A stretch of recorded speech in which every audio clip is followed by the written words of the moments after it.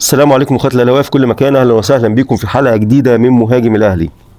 يمكن في الفتره الاخيره ديت شائعات كتيره جدا طالعه على اوضه اللبس في النادي الاهلي، لكن اللي شاغل بالي ترند كده زملكاوي طالع برضه من ضمن الانتصارات الزائفه اللي بيحبوا هم دايما يطلعوا بيها في الفتره الاخيره. واكبر ترند ماشيين فيه الفتره دي بيحاولوا يحسسوا نفسهم انهم عندهم اي انتصار بشكل ما، هو موضوع احمد عبد القادر. فناخد كده اول بوست موقع اسمه ايجي بوست زملكاوي، ايجي سبورت زملكاوي، بيقول لك على الشاشات: انا جامد، في الحقيقه انت مرعوب. انا مش فاهم بأمارة ايه الاهلي ممكن يكون مرعوب من الزمالك؟ يعني اديني اماره. انا نفسي لما تيجي تتكلم انا قابل كلامك والله، وقابل ان انت حتى لو عايز تحفل، عايز تثبت اي، قول لي تاريخيا بأمارتي انا ممكن اخاف منك. مواجهات مباشره ودايس على وشك بالجزمه، بطولات وانت حتى جنبي. يعني انت لو انت بتقارن نفسك بانديه تانية في افريقيا وفي الوطن العربي انت نادي كبير، لكن جنب الاهلي ودي دايما ازمتك النفسيه انت جربوع. يعني حرفيا لا تزيد عن انك تكون جربوع جنب النادي الاهلي سواء بطولات او اي شيء اخر. وجهات مباشره في افريقيا بحكام غير مصريين دايس على وشك، مواجهات مباشره في الدوري المصري بحكام برضو اجانب دايس على وشك، علشان نغمه الحكام اللي انت بتتكلم بيها، وانت ما بتفوزش حتى اصلا غير لما يكون عندك حكام مصريين. فانا مش فاهم انت بتجيب منين، يعني انت خيالاتك دي بتجيبها منين؟ يعني قول لي الريفرنس، قول لي والله انت انا دايس على وشك عشان خاطر كذا كذا كذا، مواجهات مباشره، لعبه احسن، لعيبه افضل، بطولات، قول لي ايه يعني بأمارة ايه؟ فلوس اكتر، نجاح يعني بأمارة ايه؟ طيب يعني اديني اماره على الكلام اللي انت بتطلع تتكلم عليه. ما علينا، نكمل.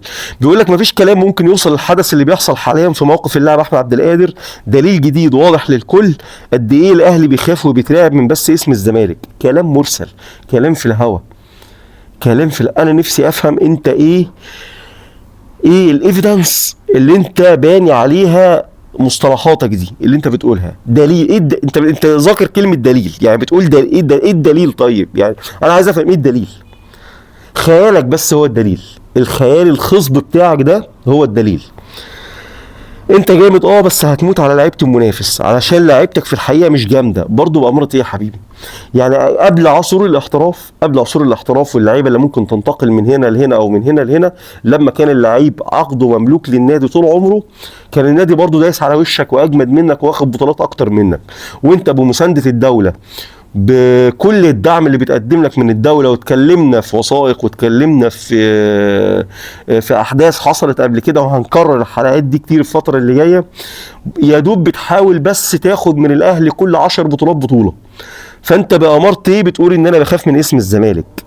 يعني وإن إحنا باكين وعايزين لعيبة الزمالك عشان لعيبتي مش جامدة. يا راجل ده أنت أحسن سكواد في آخر 20 سنة جالك، بتاع 2019 أنا كسبتك في القاضية، وقبل القضيه كنت بكسبك. يعني عادي، يعني مهما جبت سكواد قوي. وانا جبت لكم قبل كده برضو، عملت حلقه على فكره الفترات اللي كان فيها الزمالك بيملك سكواد قوي وبياخد فيها 2 دوري مع بعض، كنت بدلل لك وبجيب لك الاحصائيات بتاعه الفترات دي. كان اقصى حاجه انت ممكن تعملها تتعادل مع الاهلي او تقرب منه في عدد البطولات او الفوز. دي اقصى حاجه انت ممكن بتوصل لها في مرحله من المراحل، لما بتقعد كل 20 سنه تبني جيل جامد قوي. طيب نرجع تاني، بيقول لك في الحقيقه مش جامده، عشان لعيبتك في الحقيقه مش جامده. انت عندك قيم طبعا، بس صرفت ملايين على موهبه زي صالح جمعه لاجل يقعد بس عندك وما يروحش لمنافس.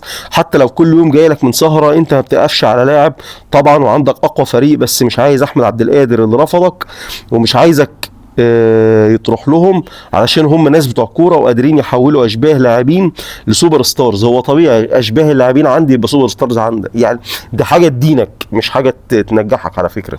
هو انا بالنسبه لي الاهلي هو السوبر ستارز في افريقيا وفي العرب، الاهلي هو النمبر 1، هو بابا الشغلانه زي ما بيقولوا ابراهيم فايق. لكن انت اشباه اللاعبين عندي واللاعب الكسر عندي هو النجم بتاعك، ده الطبيعي. انت بتدين نفسك يا حبيبي، يعني انت في كلامك ده انت بتدين نفسك، مش بتدلل ان انت جامد ولا حاجه. فاعل وانت بتكتب البوست. ويجي لاعب انت شايفه عادي جدا يخطف منك سوبر القرن، المفروض هو بقى برضه في خياله هو سوبر عادي من مباراه واحده سماها سوبر القرن. ليه ما تفهمش؟ يعني سوبر عادي يا جماعه، ما احنا بنلعب كل سنه سوبر مصري. يعني الزمالك دايما بتاع النيش والكاسات، فالاهلي بيسيب له الكاس والاهلي بيكون كسبان الدوري كالعاده، فبنلعب بعض في السوبر. ليه ما نسميش كل السوبرز اللي احنا بنلعبها مثلا دي سوبر قرن؟ السوبر المصري، وقبلها شباب بلوزداد تقريبا السنه اللي قبلها كان كسباني واخد منه سوبر افريقيا. عادي يا جماعه، ده ماتش سوبر يعني. انت ليه برضو في خيالك برضو ماشي خلاص، هي انتصارات وهميه زائفه انت بتشبع بيها رغبتك ان انت تحس ان انت بطل وان انت قادر ان انت تنافس الاهلي، فبتسمي ده سوبر قرن وعامل ان انت ده انجاز بالنسبه لك، وان انت عشان اتعادلت معايا بلاعب عندك ايا كان مين هو جاب الجون، انت حتى بتقلل منه بكلامك ده، فانت بتقول ان هو لعيب عادي. ايه اتعادل معايا يا حبيبي، انت اتعادلت معايا يا حبيبي وكسبني ضربات جزاء حتى، يعني انت ما كسبتنيش مثلا بقاضيه ولا نيله. خيالات، كله خيالات، خيالات زملكاويه. انا بعد كده هسمي الفقره دي فقره الخيالات الزملكاويه. فبيقول لك انت فعلا جامد على الشاشات ومقومات كتير ظاهريه، لكن الواقع بيقول ان عقده حياتك هو اللي ما قدرتش تكسره زي الاسماعيلي والمصري والترسانه والاولمبي. عقدتك فعلا اللي هيفضل شوكه في ظهرك بتوضح حياتك هو الزمالك. انا مش فاهم انا ازاي كسرت الاولمبي يعني بأمرت ايه. انا حتى يعني انت مثلا لو قصدك ان الاسماعيلي انا كنت باخد منه لعيبه، وده عملنا له حلقه لوحدها، ان انت اصلا ان بتحاول دايما تكسر الاسماعيلي وتاخد لعيبته مش الاهلي. ما علينا من عدد حتى اللاعبين اللي انتقلوا من الاهلي للاسماعيلي، وان الاهلي لما كان بيشتري من الاسماعيلي لعيبه زي ما حصل في صفقه عمر الساعي، فالاهلي مديهم فلوس زياده، فالاهلي كان بيساعد الاسماعيلي ان هو يقدر يكمل، ولما الاسماعيلي بطل يبيع للاهلي الدنيا انحضرت بيه. مش هتكلم في دي. طب هل ده اتكرر مع الاولمبي؟ ما حصلش. هل ده اتكرر مع الترسانه؟ ما حصلش. هل ده اتكرر مثلا زي ما انت بتقول مع المصري؟ ما حصلش. انا حتى موقف تعامل مع المصري من احداث 2011 او 2012. فانا انت برضو يعني بتهري اي هري واي كلام واي عبط بتقوله، وجمهورك انت يعني بعض من جمهور الزمالك قطيع بيمشي وراك مش فاهم، هو بس بيكركر زي الديك الرومي معاك وبيكرر كلامك على الفاضي. لكن نيجي بقى للزمالك. هو انا مش محتاج اكسرك، انت كده كده مكسور وتافه وجربوع ومالكش قيمه من 20 30 سنه. انت مش عارف تاخد افريقيا يا ابني ليك 25 سنه.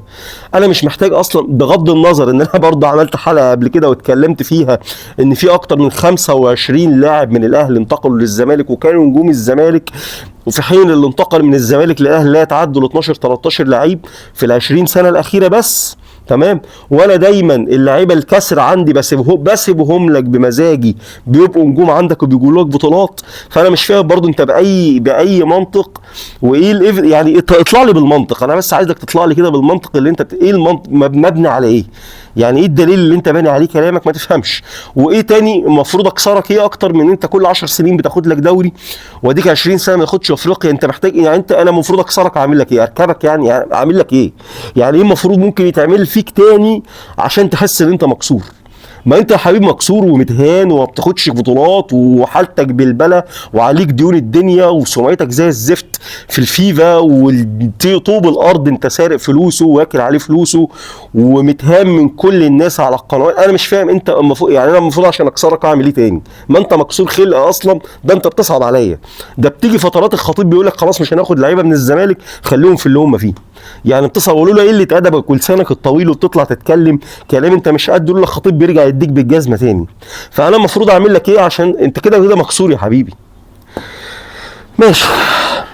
نخش بس تاني على السكرين اللي بعدها للاخ خالد الهبدور. بيقول لك الناس بتتكلم على ان الزمالك محروق من صفقه زيزو، رغم اننا عارف نادي لما عرف ان لعيب مضى للمنافس راحوا جابوا اللاعب وخلوا مستشار يدفع له 40 مليون جنيه ومدوا العقد، وتاني يوم رحل لاهلي جده عشان كرامه النادي ورفع قضيه على اللاعب وخسروها. وانا مش فاهم هو مش ده برضه احتراف؟ اول حاجه صفقه زيزو يا حبيبي، انت يعني كل الحرقان والشطه اللي حاصله معاك دي وانت عايز تقول ان انت مش محروم منها؟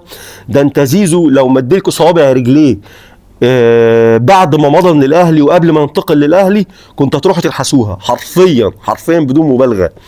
في حين ان انا عبد الله السعيد يا عم انت راجل هزق ومهزأ وراح جبنا مستشار تركي الشيخ دفع لك ال 40 مليون وعلى الجزمه ورجعت اللاعب. طب ما رجعته ليه؟ ما انت كان معاك عقد اللاعب، رجعته ليه؟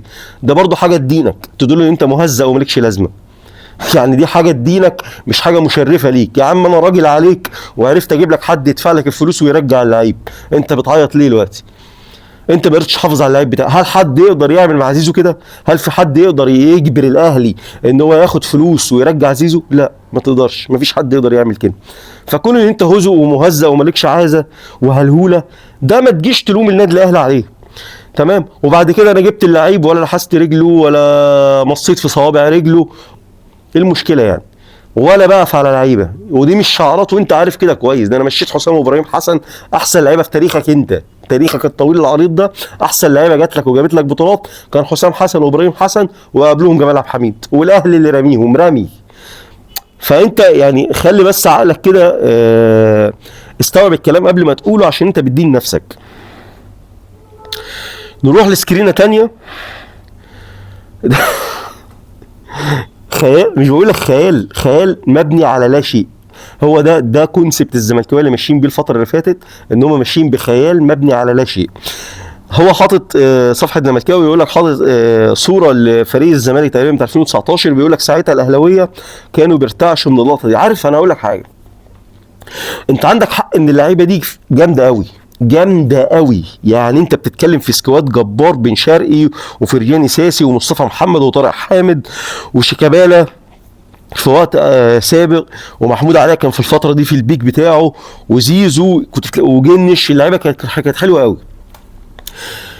انا في فتره، انا بس ايه اللي خلاني جبت الصوره دي، ان انا افتكرت حاجه. انا في الفتره دي ما كنت شايف اللعيبه بتلعب حلو، يعني كنت شايفها بتلعب حلو، بس ما كنتش شايفها اساطير، وما كنتش شايف الفرقه دي جامده قوي انها تكسب الاهلي. يعني الاهلي رغم ان هو كان عنده مشاكل ساعتها، وكان لسه بيبني السكواد جديد بتاع حسين الشحات وقفشه وحمدي فتحي، لما الاهلي كان لسه جايب الناس ديت، انا كنت شايف الاهلي بسهوله. يعني كان دايما عندي ثقه ان الاهلي هيكسب الفرقه دي بسهوله قوي. ما كنتش شايفك خطير، ما كنتش بخاف منك يعني، فاهمني؟ يعني انا ما كانش عندي اي تردد ولا اي شك ان الاهلي في في نهائي القرن ده بتاع افريقيا هيكسبه عادي، فرقه تتكسب. فانا اكتشفت حاجه، اكتشفت ان اللعيب مهما كان جامد قوي، لما بيلبس التيشيرت بتاعك وعليه شعار الزمالك بيقل من نظري، بيقل من نظر الاهلاويه، بيضعف، بيبقى حاجه هلهوله. فده دليل ان انت ما بتكبرش اللعيب، انت نادي بتقزم الاساطير وبتقزم المستويات بتاع اللاعبين الكبار. فدي حاجه برضو تدينك، ما تثبتش ان انت جامد ولا حاجه. اخر سكرينه بس معايا، او السكرينه قبل الاخيره، واحد اسمه محمد عبد العال ماضي بيقول لك اتحاد الكوره وقف قيد الزمالك بسبب تاخر صرف الشيكات، وده حقهم والزمالك هيدفع، بس بالنسبه للتلاعب في قيمه العقود احد الفرق الاخرى عملتوا ايه؟ الحقيقه انت بتعاقب اللي ما بيتلاعبش وتدلع اللي بيلعب في العقود. وضح ايهاب الخطيب القصه ديت مع ابراهيم عبد الهادي، واعتقد دي اصلا كانت حاجه واضحه للناس كلها، ان الاهلي بيعمل عقدين، عقد بين اللاعب واتحاد الكوره والنادي، وعقد بين النادي وشركه الكوره للنادي الاهلي. ضرايب، الاهلي بيدفع ضرايب لان طبيعي عقود شركه الكوره دي خاضعه للضرايب، بيدفع عليها ضرايب، محدش بيتهرب من الضرايب. تمام. انا يا عم طلعت بفكره وبروح انفذ، بعمل عقدين، ودي كل دول العالم الكبيره اللي احنا بنقول عليها ان هي المثل الاعلى لينا، كل دول العالم ديت بتعمل نفس الموضوع ده، بتعمل عقدين، عقد مع اللاعب مع النادي، وعقد مع شركه الكوره المسؤوله او المختصه بالتعاقد مع اللاعبين. كون ان انت عبيط واهبل واهطل ولسه ما بتعرفش تعمل كده، فبتروح تحط عقودك كلها، او ما عندكش شركه كوره، او ما عندكش فلوس اصلا، فكده كده هتضحك على اللعيبه. دي مش مشكلتي. انا بالنسبه لي مديونيتي جنيه 10 بدفعهم لاتحاد الكوره، انت مديونيتك جنيه مليون وروح ادفعه. مش كل سنه يبقى في مجامله وعليك